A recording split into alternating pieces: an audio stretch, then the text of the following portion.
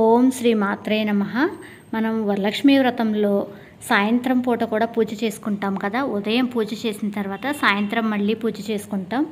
ఆ పూజలో ఈ చిన్న హారతి, నేను చెప్పిన హారతి, ఈ హారతి నేను సృష్టించి చెప్పింది కాదండి, దేవి భాగవతంలో స్వయంగా చెప్పిన హారతి.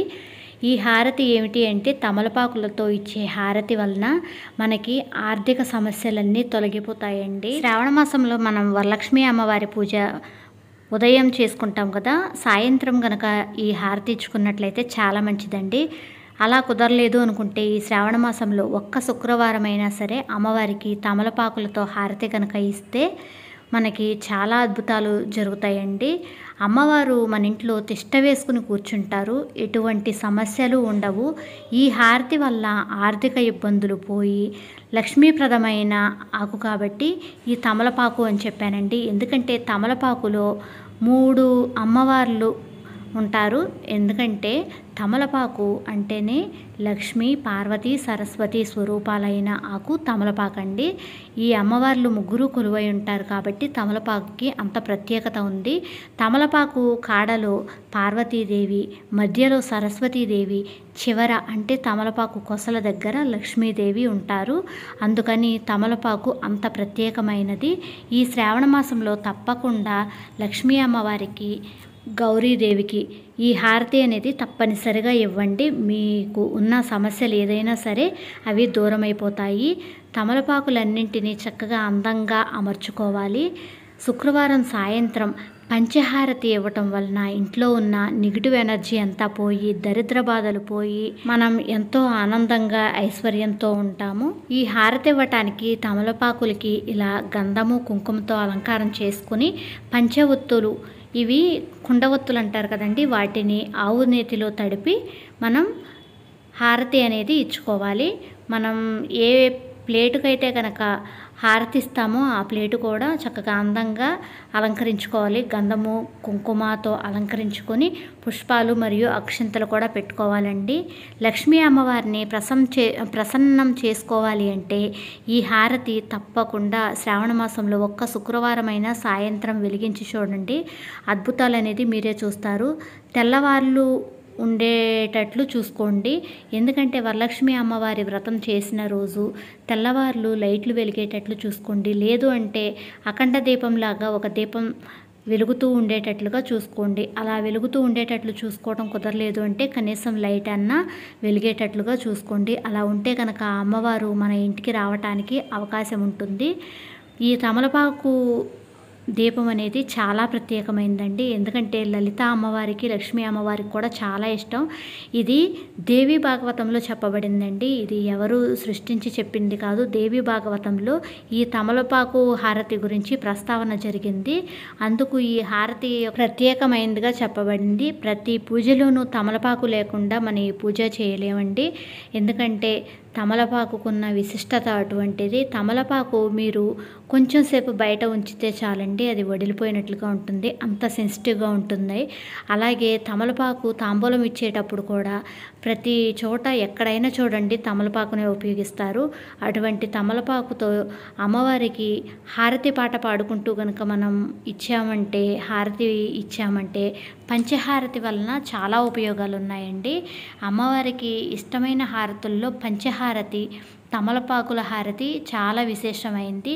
అటువంటిది ఆ రెండు కలిపి ఇవ్వటం అంటే మన ఇంట్లో లక్ష్మీ అమ్మవారు తిష్ట వేసుకుని కూర్చున్నట్లేనండి. ఇటువంటి హారతిని మీరు కూడా ఇచ్చి మీ జీవితంలో సుఖ సంతోషాలతో, ఆయురారోగ్యాలతో, అష్టైశ్వర్యాలతో ఉండాలని కోరుకుంటున్నాను. శుభమంగళం కైలాసగిరిలోను కల్పవృక్షము కింద ప్రమదాది గణములు కొలువుగాను పార్వతీ పరమేశ్వరులు బాగుగా కూర్చుండ పరమేశ్వరుని అడిగే పార్వతి ఎప్పుడు జయమంగళం నిత్య శుభమంగళం, జయమంగళం నిత్య శుభమంగళం. ఏ వ్రతము సంపదల నిలిమితోడనిచ్చు, ఏ వ్రతము పుత్ర పౌత్రాది వృద్ధున సగు అనుచు పార్వతి ఆహారుని ఎడుగగా పరమేశుడి రీతి పలుక సాగే జయమంగళం నిత్య శుభమంగళం. కుండినంబ 7 పట్నంబులో పలచారుమతి అని ఏటి కాంతగలదు అత్తమామల సేవ పతిభక్తితో చేసి పతిభక్తి గలిగున్న భాగ్యశీలి జయమంగళం నిత్య శుభమంగళం వనిత స్వప్నమందు వరలక్ష్మి రాబోయి చారుమతి లెమ్మనుచు చేత గరిచే చరిచంతనే లేచి తల్లి మీరెవరని నమస్కరించిన నళినాక్షి జయమంగళం నిత్య శుభమంగళం వరలక్ష్మి నీనే వరములు ఇచ్చేను మేల్కొనవే చారుమతి మేలుగాను కొలిచినప్పుడే ఇచ్చెన కోరి రాజ్యములను వరములిచ్చెనను వరలక్ష్మినే జయమంగళం నిత్య శుభమంగళం ఏ విధిని పూజను చేయవలెనను చూను చారుమతి అడిగెను శ్రావ్యముగను ఏమి మాసంబున ఏమి పక్షంబున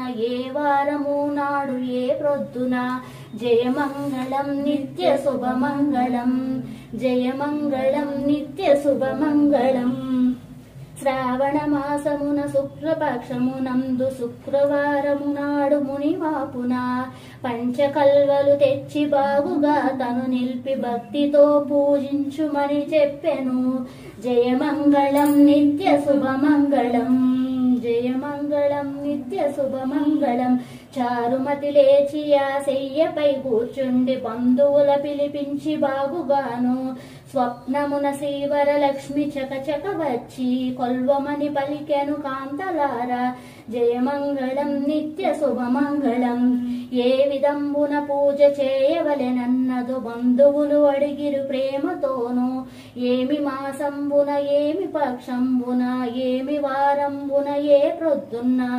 జయమంగళం నిత్య శుభమంగళం శ్రావణ మాసమున శుక్లపక్షమునందు శుక్రవారము నాడు మునిమాపున పంచకల్వలు తెచ్చి బాగుగా తను నిలిపి భక్తితో పూజించమను చెప్పెను జయమంగళం నిత్య శుభమంగళం అప్పుడు శ్రావణమది ముందుగా వచ్చినను భక్తితో పట్నమునలంకరించి వన్యతోరణములు సన్నజాజులు మది చెన్నుగ నగరు శృంగారించిరి జయమంగళం నిత్య శుభమంగళం వరలక్ష్మి నోమనుచు వనితలు అందరూ వరుసతో పట్టు పుట్టములు గట్టి పూర్ణంపు కుడుములు పాయసాన్నమ్ములు ఆవశ్యముగ నైవేద్యములు బెడుదురు జయమంగళం నిత్య శుభమంగళం కండ్రి మండ్రిగము నుండి బలుదండిగా ఎంచి ఎండిన కుడుములు గన పడలును జయమంగళం నిత్య శుభమంగళం దండిగా మల్లెలు ఖర్జూర ఫలములు విధిగా నైవేద్యములు నిడుదురు నిండు బిందెలతోను నిర్మలాని ఉదకములు పుండరీకాక్షులకు వారు పోసి 9 పోగుల తోర ముప్పగ పోసి తల్లికి కడు సంభ్రమముతోడను జయమంగళం నిత్య శుభమంగళం వేద విదుడైనట్టి విప్రుని పిలిపించి కందమక్షంతలిచ్చి కాళ్ళు కడిగి 9 పిండి వంటలతో తోర ముప్పగ గట్టి బ్రాహ్మణునకు పాయసము బెట్టుదురు జయమంగళం నిత్య శుభమంగళం జయమంగళం నిత్య శుభమంగళం శ్రీమన్ మహాలక్ష్మి కోరవచ్చింది సౌభాగ్యలక్ష్మి చేరవచ్చింది శ్రీకాంతాయ కళ్యాణ నిదయే నిదయర్దినాం శ్రీ వెంకట నివాసాయ శ్రీనివాసాయ మంగళం లక్ష్మీ సవిభ్రమాలోక శుభ్రో విభ్రమచక్షుషే చక్షుషే సర్వలోకానాం వెంకటేశాయ మంగళం ధనుర్ధరాయ విద్మహే విష్ణుపత్నే చ ధీమహి తన్నో లక్ష్మి ప్రచోదయాత్ సర్వమంగళ మాంగళ్యే శివే సర్వార్థసాధికే త్రయంబకం దేవి నారాశరణ్యే దేవి నారాయణీ నమోస్తుతే నమోస్తుతే.